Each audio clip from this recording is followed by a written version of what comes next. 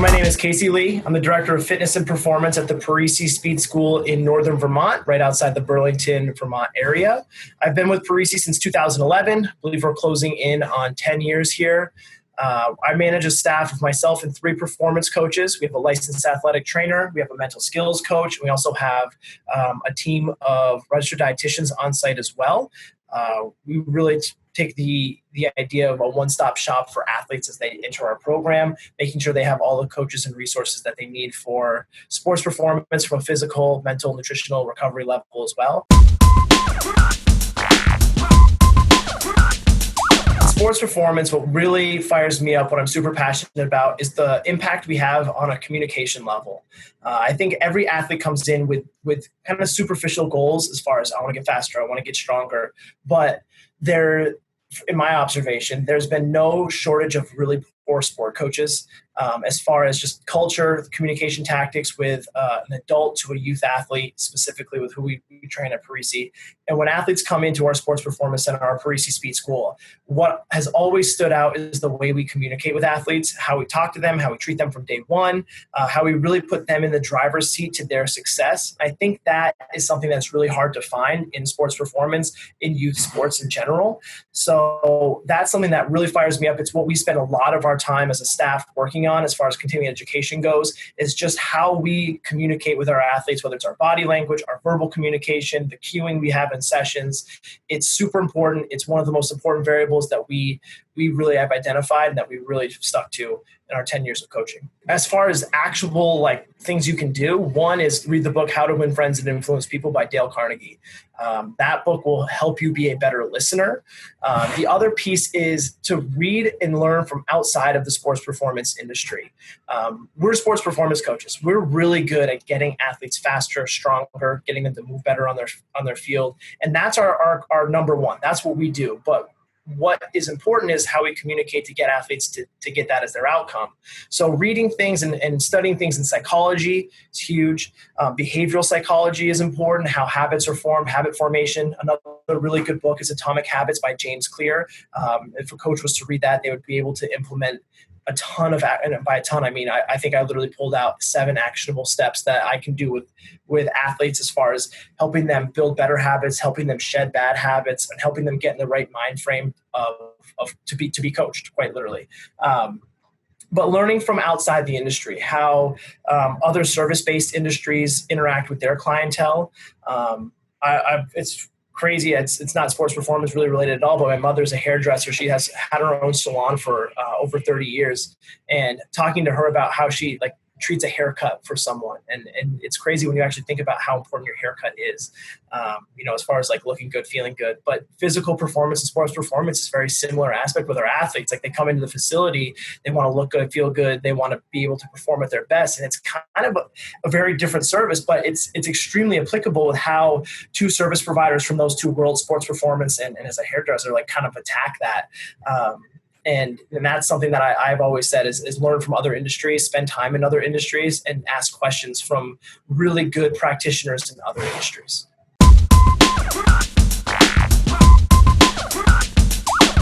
What you think probably doesn't matter, because a lot of people think you're a coach, you're in the driver's seat. It's your session. It's not. We're not the hero of our athletes. They're the hero, and we're the Sherpa, we're the guide. So as soon as you can remove yourself from a position of thinking you're in a position of power, the better off and the better coach you're going to be. And I think that's kind of an unpopular opinion, because there's a lot of ego in the sports performance industry. There's a lot of ego in the health, fitness, strength conditioning industry sector in general. But the first step I always think to tell people and do tell people is remove yourself from the driver's seat. You are not in control. Your athlete is 100% in control. They need to feel like they're in control. And the sooner you can remove yourself from that position of perceived power, you're going to be doing something more impactful for your athlete. And you're going to be looking at them through a completely different lens. That's probably an unpopular opinion that I have. Another unpopular opinion is that, and this is again for coaches, is you need a team. If you think you can do it all yourself, if you're your nutrition coach for your athletes, you're probably not the best one to do that. If you're working with an athlete in recovery, you're probably really not the best one to do that. They should be seeing an athletic trainer or physical therapist. You need to make sure that you have that team, and the more team unity you can give to your athlete and provide for your athlete, the more you'll have freedom to just be the sports performance coach, just to be the strength coach and not be the jack of all trades and the master of none. And I also think that your business, your personal business, and your athletes will appreciate that, because it puts up more of a clear boundary as what your role is with that athlete. So don't do too much, coaches. I think that's maybe it sounds like a duh in the moment when you listen to it, but it's definitely something that people don't like to hear. It's a good question. Was there a time in your coaching career where you were that coach, you were trying to do it all? Everything. Yeah. First 5 years. Absolutely. The first 5 years when I was in sports performance, working at Parisi, we were like kind of an isolated business within the health club that we're housed in. And we were everything. We were the registered dietitians. We were the athletes trying to do too much on the rehab side of things instead of referring out. We were trying to get our athletes' minds right. I wouldn't say like we were like trying to build mental toughness, but we were the ones trying to reframe for our athletes maybe what after a bad practice or a bad showing on a tryout or whatever it might be. We were trying to just do too much. I'm not saying we don't have those conversations with our athletes. We totally do, but we have surface level conversations, like almost exploring conversations with our athletes on that, so we can know how to refer out and who the best fit in our referral is. If it's our physical therapist, if it's an athletic trainer, what the difference is, if it's our mental skills coach, like, or if it's just maybe something surface level that they're going to kind of brush off, or it's something that we need to really take notes on and refer out. But yeah, the first 5 years of my career as a sports performance coach, I was a total idiot. I still think I'm an idiot at times, but less of an idiot. And at least when I'm an idiot, I now have a team of individuals alongside me that can kind of tell me I'm an idiot and pick up the pieces. But I remember distinctly being at the NSCA Vermont Sports Performance Clinic. I believe it was 2016. And the head strength coach, it's not really his title. His title was like the director of high performance, which is what from Burke Mountain School. I should say that Burke Mountain School in northern Vermont. It's a ski academy. If you've ever heard of Michaela Schifrin, one of the best skiers in the world, she went there. So she's I'm pretty sure like given like the best endowment ever to that academy. But it's in the boons of northern Vermont.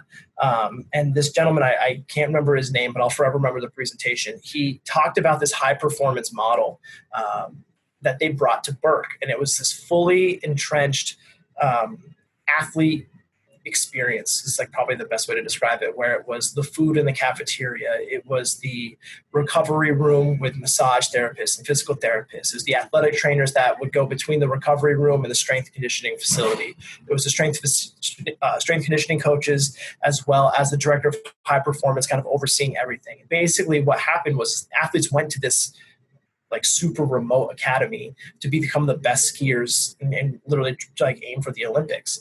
And I just remember sitting there being like, this is what an athlete needs. This is what an athlete deserves. And we can absolutely do this. We can bring this to our facility.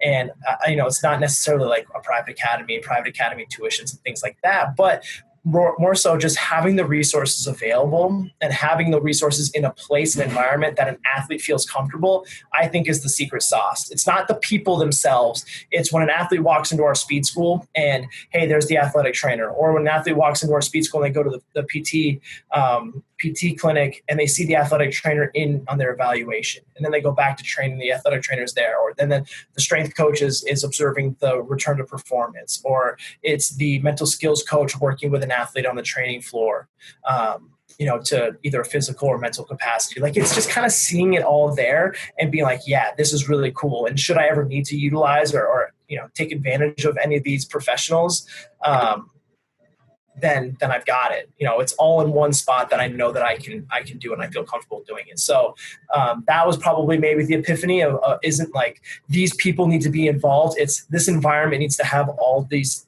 different wheels spinning so that an athlete understands that they have it available to them.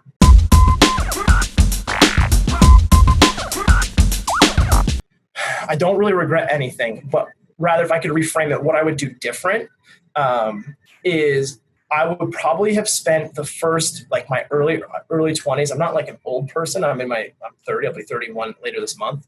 But I probably would have spent my, like right after college graduation, I would have spent like the first 3 to 5 years out of college going to other gyms and shadowing. Um, I didn't really get a chance to go to other Parisi Speed Schools and see how they coached until I was like 27. Um, and I had the opportunity to, I had friends that were trainers and things like that, but I wish that I had gone to other gyms and just observed. I know like the phrase that we call it for our athletes that maybe are interested in looking at sports performance, or we're next to the University of Vermont, so we'll get a lot of kids from out of state that are interested in observing at our gym. We call it an observational internship. I just wish I was more proactive in reaching out to other gyms, asking if I could go through an observational internship for a long weekend, or during like a winter break or a vacation period. Like I know as an adult, you don't really get like school vacations, but taking more time off to go observe at other gyms is something that I wish I had done. It doesn't cost you anything. Most gyms are super open to having people there. Just show up with a box of coffee and a box of donuts, and you'll have a ton of friends, and just really start to network in the industry. I just wish I had done more of that earlier in my career. I do it now, but it's one of those things I'm like, man, I wish I should have been doing this when I was in college, especially when I knew that my career trajectory was in sports performance. But I wish I had been doing this from the start. I don't regret it. I don't really like to use the word regret, but if I could do something different, that's what I would do.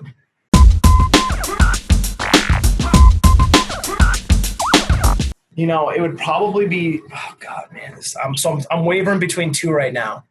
One, it would be like time manipulation. Like I wish I would have like a DeLorean. Like I wish I could go back to the future, back to the past. Like I wish I could maybe navigate time travel, but I feel like I might see some things I don't want to see, and like I don't really want to know. Like sometimes, like, would you rather know your future, or would you rather alter your past? Like I don't know. Like it's a pretty solid question. So I'm wavering between that, or like being able to read someone's mind, but like that also could like open up some like dark. I don't know if I want that.